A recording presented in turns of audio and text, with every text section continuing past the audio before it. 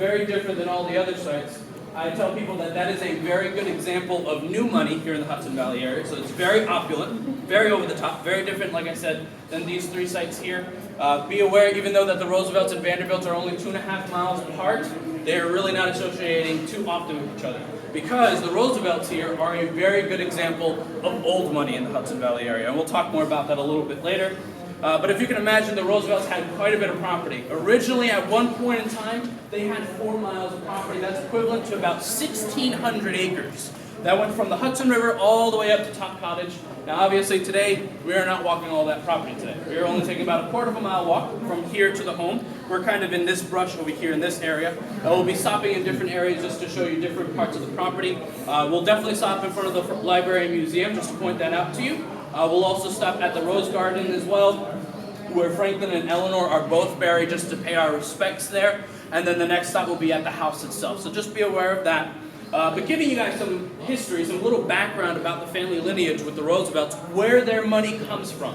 The gentleman's name is Isaac Roosevelt. He's the patriarch of the family. In 1750, he decides he wants to start a business with his partner, Alexander Hamilton, and he starts the Bank of New York down in New York City in 1750. So that's what they first start out with, kind of just banking at one point in time. And then Isaac has a son named James who moves into this area here in Hyde Park, and it comes to a place called Mount Hope, which is a little bit further south of here. If you guys were coming south from Route 9 and you passed Marist College on the left-hand side, Mount Hope would have been across the street from that. So that's where Mount Hope used to be. That burns down in 1867, and then Franklin's father moves to this property here.